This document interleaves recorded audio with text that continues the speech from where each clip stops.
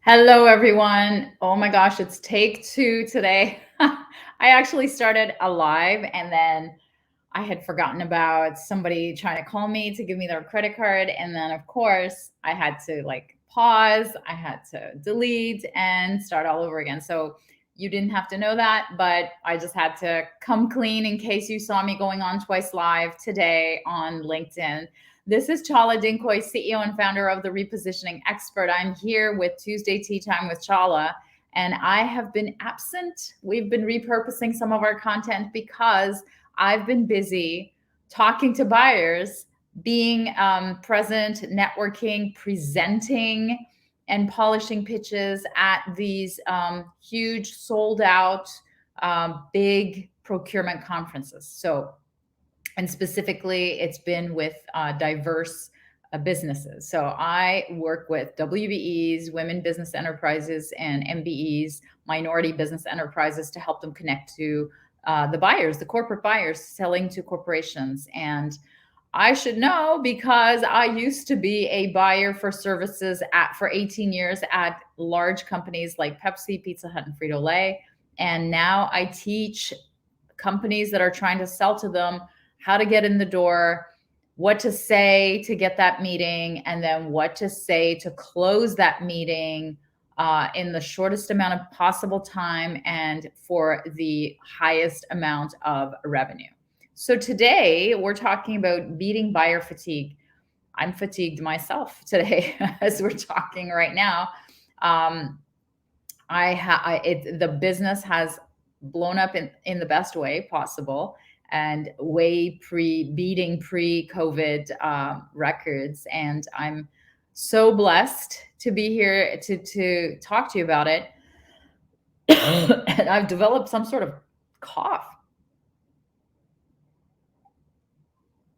I'm gonna have to keep drinking this hot protein. I haven't had tea on this tea show for like years, I think. Mm. So let's get into it. What is buyer fatigue? It is the disillusionment, the burnout, the lack of empathy, the being given less leeway, less quicker to judge, less ability to give you the time and the chance to come back, because literally they are bombarded. Buyers are bombarded. I mean, I was bombarded 15 years ago or 11 years ago when I left to start my own company. But even then, we were fatigued. But now there's an overwhelming amount of information channels. There's an enormous speed of doing business, of just living. Technology has made sure that even buyers are under constant constraints, and they're fatigued. So, what do you do about it, and how do you sell to the fatigued buyer? And for those of you who are buyers, if you're feeling not fatigued and you're energized as hell, good for you. God bless you. But I still think you're going to find some value in some of these tips that I'm giving, because I would have given my arm for a vendor to do these things. And nobody ever did, no matter what their size, their industry, where they came from. None of them ever did this in the way that I'm telling you. Of course, the smart ones, the successful and the strategic ones, did portions of what I'm saying, but they never quite went all the way, and they never really quite, got to the game where I'm telling you to play and where I'm teaching my clients to play. And I feel very passionate about that, because it's really one of the reasons why I left corporate, is because I thought I could teach vendors how to do it better. And that's what I've been doing. And I'm pretty opinionated about it. So before I have another coughing seizure, let me just go into the first one. So the first advice that I want to give you is preventative drink. And it says wine, but this was a gift. It's not wine. I don't drink. So the first advice that I have to beating buyer fatigue when you're selling is do the heavy lifting for them. Now, what do I mean by that? Is figure out exactly what pain you solve, put it together in a very concise message, whether it's written, oral, presentation, elevator pitch, voicemail, direct mail, LinkedIn, whatever it is. Make sure that you know exactly the problem that you can help solve and that they have it. You've done your due diligence and your research to figure out what is their exact pain. Biggest question I get is, Chala, how are we supposed to figure that out? Well, if you work with me, or if you know you've heard it from a guru and you specialize in an industry and you're constantly networking with them, you're constantly working with them, you're constantly talking to them and reading about them and writing about them, you are going to know their pain points inside and out. And any outlier outside of that industry is going to be very rare that they don't all have that similar pain points that you can help. So make sure it's a really expensive one. It's a big one. It's hurting. And even better if their current vendors in place are not solving it. So I'm also going to talk about that at the end. So identify their exact pain that you solve and simplify explaining how you can help. Okay. Number two, what to do to beat buyer fatigue is let your marketing, so your online presence, like what I have right now is marketing, online presence, and your in person. So when I go and speak at these conferences, support their trust, build a brand that is visible and that is constantly communicating online and offline about this one pain point that I told you about, so that if I meet you and I hear your elevator pitch, or if I meet you in a networking and you tell me that you can help me with that problem, and I go back to my office and I Google you, I don't find something completely unrelated on your website, or I find nothing that relates you to that pain point. I need you to stand behind your brand that stands for a solution to that pain. Okay. And so to remind you, the first one was do the heavy lifting for them. You figure out what their problem is that you can help solve and go to them already with the solution. Simplify explaining it. And the second advice around beating buyer fatigue is letting your online presence and your brand, online and offline, support that trust. Because there's a research that I present all the time, is that half the buyers that they surveyed wanted to buy a service, but they didn't because they were afraid. And when they asked them, "What are you afraid of?" they were afraid of losing the confidence of their internal buying teams, and they were afraid of losing their job at the end of it. If they made the wrong decision, it could impact the company so badly that they can actually be held responsible personally and be let go. So, and as the size of the buying group grew, that fear grew. So it's like this graph that goes up. So you have to build trust. And I have a whole presentation on trust marketing, but it's one of the key things is that what you're saying and what, they're suffering from, that pain point, holds together, which is why the majority of the work that we do with clients is around figuring out what is that pain point, what is that hook, super niche that we need to message on. Okay. Advice number 3 on beating buyer fatigue is allow your in-person presence in their world to break through their content fatigue. So, and a good example is, for example, I was followed by another speaker at one of the conferences that I went to, and I happened to stay. And, she then very kindly asked me, "What did you think about it?" And I didn't think it was breakthrough content. So how do you break through with your content? Because everybody is content fatigued. Never mind buyers. Buyers have even less time, but everybody is content fatigued. But yet, all sorts of research tell us that the buyer journey goes through your content.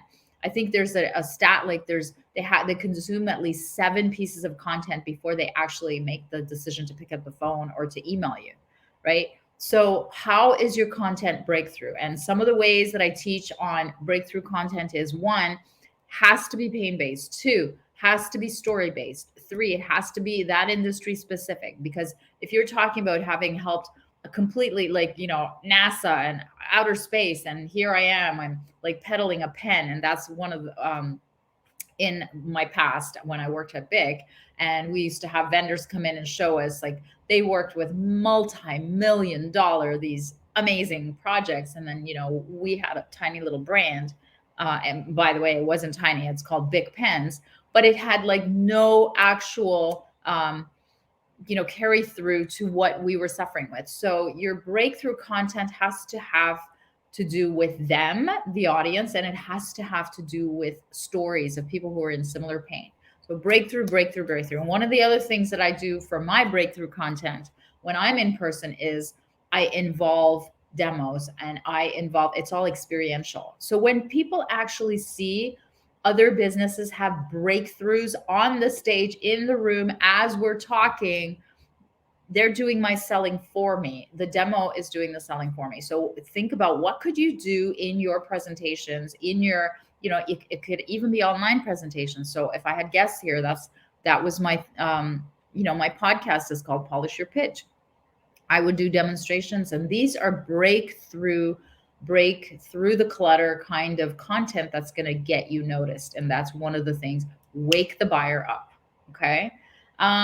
Another piece of advice I have is know their buying tree, so their decision tree. So who has to, for the purchase of your services at a certain company in that industry of that size, who has to decide what comes in, who comes in, what are their titles, and then go ahead and stalk them on LinkedIn and figure out and do your Google research and find out what are the names of those people. I have a lot of clients asking me, Chala, how do I find this? How do I find this? Well, you can actually purchase everybody's phone number and email now online. Just Google, and Zoomer Info is just one of the ways. You can do free trials, you can do, subscriptions, but there are ways you can pay to find somebody's contact information. You just have to do the due diligence of figuring out who is the decision tree. And if you can't figure that out online, you can talk to the industry. You can talk to companies that you work with of their same size. You can talk to their other vendors. You have to be hooked into an industry. That's why you have to be a specialist in that industry. I will always maintain, probably until the day I retire or die, which probably will be the same day, that you need to be an industry expert, because that's what we looked for. That's all we wanted. If you'd done nothing at all with anybody of our size or industry, that didn't give us trust. So know the buying tree, know who decides when, what, how, and then figure out their names. And what are you going to do with this? Well, you're going to ask for them to come into the meeting. You're going to potentially contact them individually on their own. You're going to make sure that your content gets in front of them. You're going to invite them, whether it's a committee or it's, one purchaser or multiples. You're going to invite them to things that show them that you can help them. So these could be executive roundtables. These could be sending them white papers. These could be events that you're running. One of my clients, they're doing an amazing, we're just planning, they're in the planning stages of doing their own event where they're thinking of flying actual decision makers to this event, which there has never been an event like this done before. So it's big, and I can't see any buyer who's interested in this industry or who has this problem in their industry is going to say no to being flown somewhere for this event for one day. It's just unreal. So that's what I'm saying. But that's what we had to do with them, is we had to figure out who's the buying tree, who are the decision makers, who, decides first, then who, then who, then who. And then we had to do the research to figure that out. Okay. Two more points. So the next way to beat buyer fatigue is make it easy to sign on, to engage, to reach back, to follow up with. And the way to do that is to have your information everywhere, to be everywhere. Like, one of the ways that I like to stay in touch with people that I'm prospecting and the people that I'm, have already hired me, or the people that have said no, is my monthly newsletter. And then I have my weekly lives, which also go out in all of my social media. So content, but the content is around their pain. It's always around their pain. If you think about what is the number one pain for the industry that you target, and then you have a content plan around it, that's what, and content is just advice. It's not selling anything. It's just advice. It's you telling stories of how you've helped. Like, I pepper in all of my contents or my clients' stories because it's just top of mind. It's what I did yesterday, what I did like an hour ago, what I'm going to do in half an hour. That's how ingrained I am in that niche of women business owners, minority business owners, and what they're going through, which is trying to sell to the corporations. So, but make it easy for them to find you, make it easy for them to sign on. Um, it's I have only a couple of things to do to sign, maybe like two things you need to actually click on to start working with me. Everything has been streamlined, and of course mine is a small business, but what could you do to streamline how you interact? And once even you start the engagement, how is it that you're able to onboard them in a much more streamlined way? So just simplify everything because they're fatigued, remember. Okay. The last one is, I love this one. So build on their disappointments. So they're, unless you're the Swiffer in your industry, they've already purchased what you're selling in some way, either in the past or they already have an incumbent or somebody in house is doing it. Find out where that vendor or internal staff is falling down so that you can build it into your pitch. And this is actually something that I teach around RFPs, is that you go in during the RFP cycle and in the middle of the cycle so that you find out what the incumbent isn't doing well. And then you build all of that into the next cycle when the bid is up so that you can, and also to build FaceTime with them so that they know, like, and trust you. You've already sold them into how you can help solve the problems that they already have with the incumbent. And then the next cycle up, you're the one who gets the new contract.